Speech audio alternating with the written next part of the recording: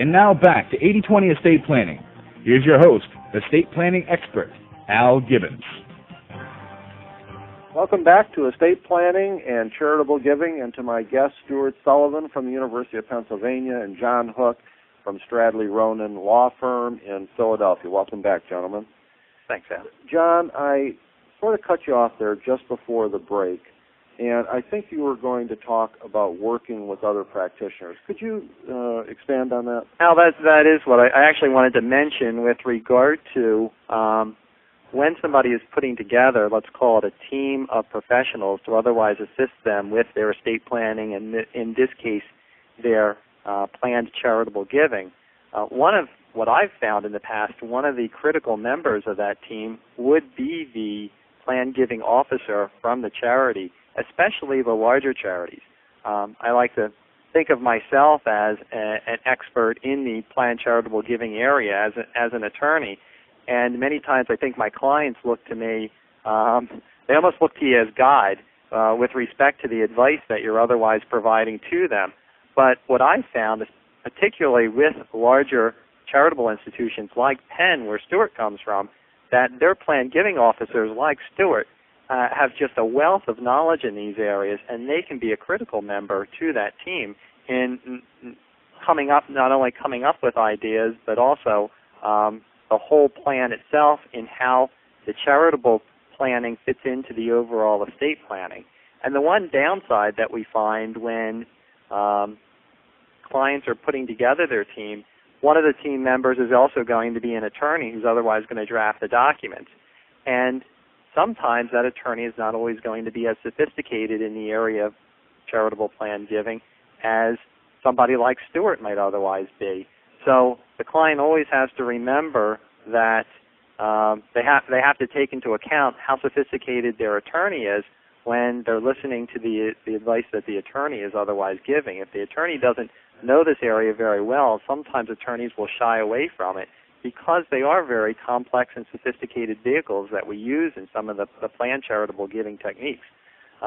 So Stuart and his equals at other large charitable institutions can be very, very helpful to donors or our listeners here who are contemplating charitable giving like the ones we're talking about. I'm glad you brought that up, John. I'm glad we spent a minute on that because I think it is very appropriate.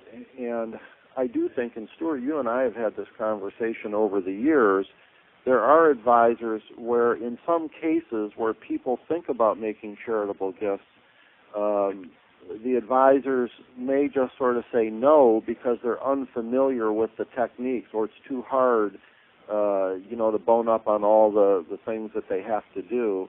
And it's not that they don't want to help, it's just that they're not capable of it. Maybe their network isn't big enough. So I think your point is really well taken. What I'd like to do is I'd like to transition this a little bit, and as we talk, while we're talking about a team, let's sort of talk about it as a team. And let's tell a little story and see if we can bring a number of the techniques together. So let me give you a Philadelphia story. And this story would apply in other cities across the country, depending on the charitable institutions there and the businesses there. But let's say, for example, that I have a widow who has inherited a large block of stock. Let's say in Philadelphia that could be General Electric, it could be SmithKline, or it could be Merck. And this is very low basis stock, and it's worth a lot of money today. It's worth several $1 million. And let's assume that this widow now does not have a sufficient stream of income because this appreciated stock is only paying a dividend of about 1.5%.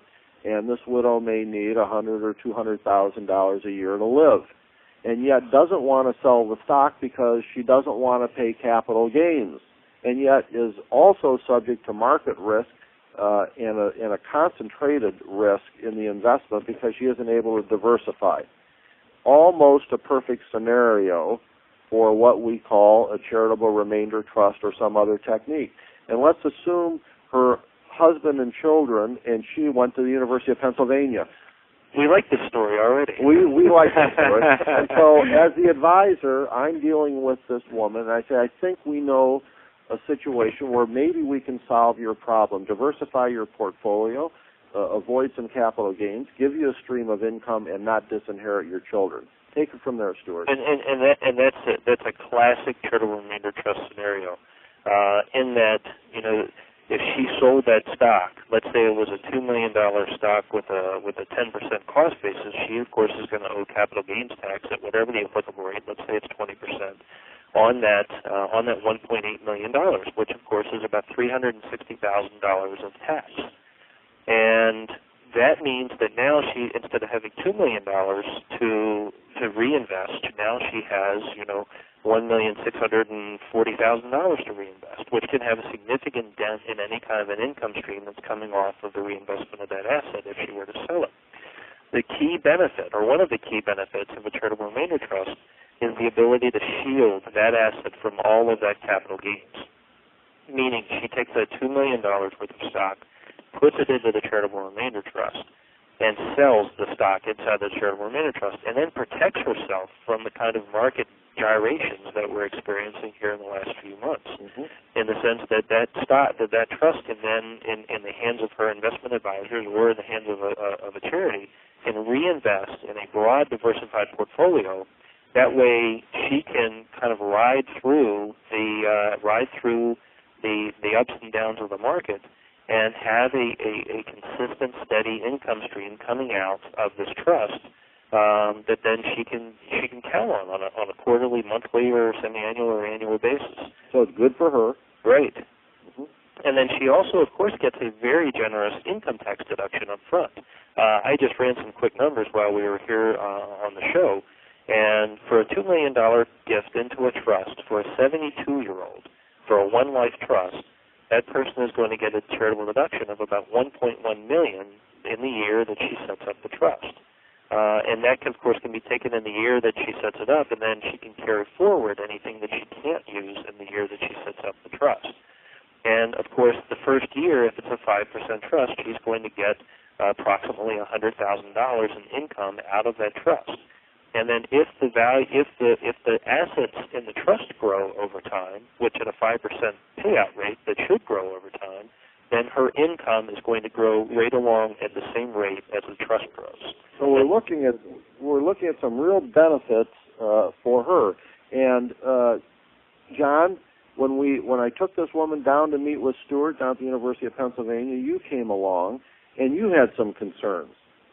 I guess I had some concerns with regard to whether this would be something that she would otherwise want to do as part of her overall plan in how much we're going to end up leaving to the charity. And if she only does this charitable remainder trust, we then have the issue of, well, she's removed $2 million from her estate, but she has, at this point, she's also produced now a stream of income of $100,000 for her, a stream of income that she otherwise would not have had. So I have the concern with regard to does she realize if we after we run all the tax calculations and compare where she is today versus where she's going to be after she creates this charitable remainder trust, does she understand what it is that she ends up taking away from her children and how much she ends up taking away from the federal government? Okay, let's talk about how we're going to resolve those issues. Let's take a quick break and come back and see how we put this whole thing together. 80/20 Estate Planning will return after these short messages. Mortality. Who dwells on it? But when it comes to planning your estate, it's never too early to start. For smart ways to get the most from your estate and planning team, you need to hear Al Gibbons, creator of the heralded 80/20 Estate Plan. Implement 80% of the planning you need in 20% of the time it normally takes, from A to Z in 60 days. Contact AEG Financial Services today at 610-917-8940 or email them at algibbons@algibbons.com for more information about Al's expert services and related products. Al Gibbons of AEG Financial Services is a highly respected expert in the complicated and often confusing world of estate planning. Put his years of experience in dealing with real situations to work for you. Contact AEG Financial Services today. Call 610-917-8940. That's 610-917-8940 or email algibbons@algibbons.com. Looking for a speaker for your company's next training or technology meeting? Then look no further than Tony Amos. Tony Amos has been a technology consultant and trainer for almost 20 years. His list of clients includes such companies as AT&T, Prudential, JP Morgan, AIG Insurance, and MetLife. Tony provides reliable, effective training and speeches based on practical experience and expert knowledge. Almost 20 years of experience and developing the confidence of Fortune 500 companies, as well as several Microsoft certifications, makes Tony Amos a very competent, qualified speaker, trainer, and consultant. To contact Tony Amos for your next event, dial 732-274-8935. That's 732-274-8935, or email Tony at tony@tonyamosshow.com. That's tony@tonyamosshow.com. Today's money. It's not just who you are, it's what you're made of. It's not just having a name, it's making one. Not just being, but creating. In fact, 8 out of 10 today's millionaires aren't inheriting their money, they're earning it. That's not just evolution, that's revolution. And one company understands how money has changed, and that company is Phoenix. Call 1-888-456-3451 or visit us at phoenixwm.com, because money is not what it used to be.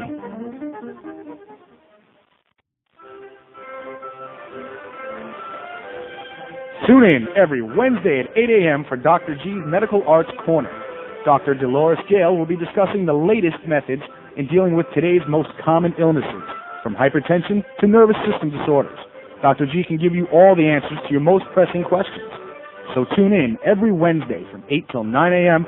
for Dr. G's Medical Arts Corner, right here on Your Talk Alternative, 990 a.m.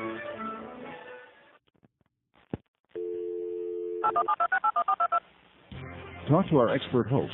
In the Providence area, call 621-WALE. Outside the Providence area, call toll-free, 1-877-621-WALE.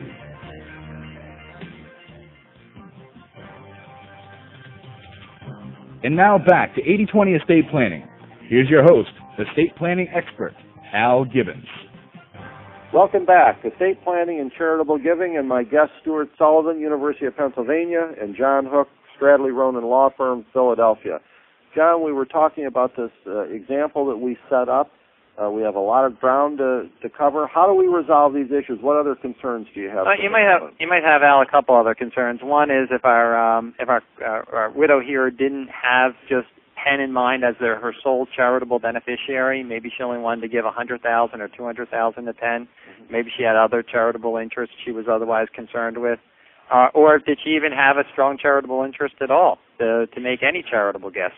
And I think that it's through the use of not only showing her the numbers of what the tax ramifications are, but also possibly incorporating some type of wealth replacement vehicle that we otherwise can show her that, the concerns aren't as bad as they might otherwise on first blush seem. And at the same time, she can accomplish the charitable intent that she has, not only to Penn, but also to the other charitable beneficiaries by naming them as also remainder beneficiaries of this charitable remainder trust. So instead of just being Penn, it might be Penn, the United Way, and some other charity that she might have. This is what I hear. I hear a number of concerns. We've given a very straightforward example. There are a number of concerns. It may have been a charitable remainder annuity trust, a charitable remainder unit trust, or any combination or, any other scenario. But what you're saying is a lot of these concerns can be addressed in the design, and this stuff still works. That's right. Okay, Stuart, what about retirement plans and multi-generational planning through charitable gifts? Does that work? Well, I mean, as anybody has read in the paper, I'm sure that this is a huge issue because of the amount of money that has flown into IRAs and into 401ks. And if that remains intact at a person's estate, there is a significant estate tax hit that is going to happen first. And then when the heirs actually receive that money coming from that 401k or that IRA, when the children receive that money, they also have to pay income tax, which many people don't realize. And so you actually have double taxation on this asset if it remains in the estate. And so I've seen scenarios where you could have an IRA taxed at upwards of 75 to 80%. And not many people that I talk to, at least, are inclined to pay that kind of estate tax rate and income tax rate. And so one way that we can propose that we can at least address that issue is, at death, to have any assets that are considered to be income in the respect of decedent. That's, IRD assets is what you'll hear them referred to as, and a simple way to put it is any assets that are deferred for income taxation, IRAs, 401ks, have those be the first assets to fund any types of charitable gifts, be that bequests or be that any kind of complex life income arrangement. And so one interesting thing to do, let's say that because if I do that, the charity gets the benefit of the entire asset. My heirs might only get benefit of 30% of the asset. That's so it's exactly a great right. asset to give away. That's exactly right. Okay. And let's say that our widow here has a son that she wants to take care of. The son, may have some need of income in the future, but she wants to hold on to her income while she's living, and she has a big 401k. Well, she can then direct that in her estate that 401k be used to fund a life income gift, a charitable remainder trust of some kind, for her son. And the benefit, of course, is if she uses that IRA to fund that, then that is not going to get hit with that same income tax or estate tax that it would be if it simply passed from the estate directly to the son. And so it's a very interesting and very attractive way to use an asset that is going to be taxed at a rate higher than any other asset in the estate to then provide income to the next generation at significant estate tax savings and income tax savings. John, it just sounds like Stuart said it was good for her, it was good for the charity, it was good for the son. It worked all the way around. And generally, Al, it really does, and that would be when you're looking at the estate planning, classically the assets that you look at first for this type of planning are those types of assets like an IRA or 401k, which are going to be subject to two layers of taxation, both an estate tax and an income tax.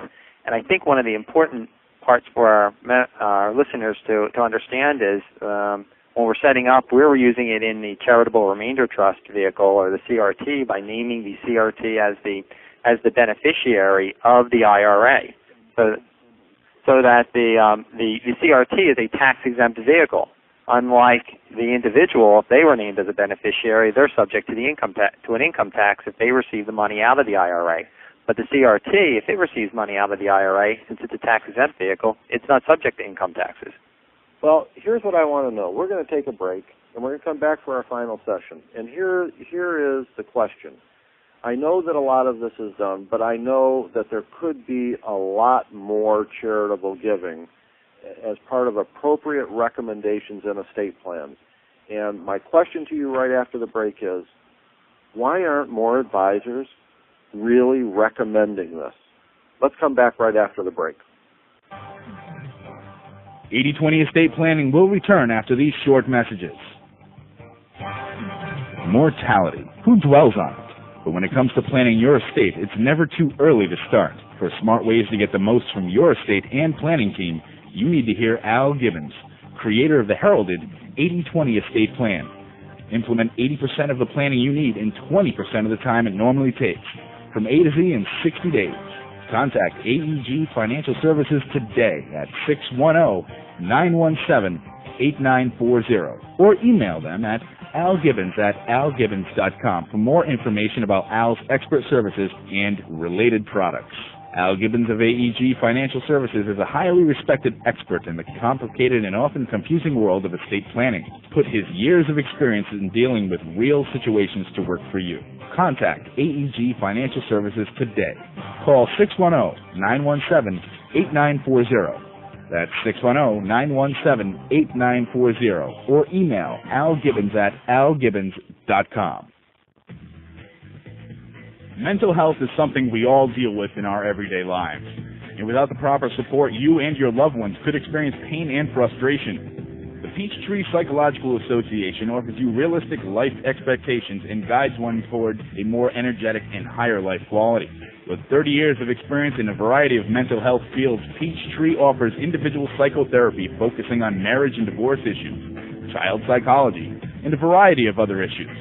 Start living your life in a more positive and productive manner today by letting the Peachtree Psychological Association help you. Please contact them at 1-404-352-4348. That's area code 404-352-4348. Call them today because your mental health is far too important to put aside any longer. The Peachtree Psychological Association, making the world happier, one person at a time. Money. It's just not what it used to be. Among other things, it's younger. But new money and old money have at least one thing in common. Phoenix, a company that's been helping people manage wealth for nearly 150 years. Phoenix understands that making money and knowing what to do with it are two very different skills. Call 1-888-456-3451 or visit us at phoenixwm.com. We could bring harmony to your life, if not to your music. Tune in every Wednesday from 1 to 2 p.m. for How Can We Help You with Dr. Do-Right. During this interactive and informative hour, let Dr. Do-Right's 10 commandments on how to prevent avoidable illnesses and premature death shape your life and keep you healthy. If maintaining your health and living right is important to you, then join us every Wednesday from 1 to 2 p.m. for How Can We Help You with Dr. Do-Right, right here on your Talk Alternative, WALE 990 AM. You're listening to Southern New England's Talk Alternative, offering the most unique program, 990 WALE Renaissance Radio.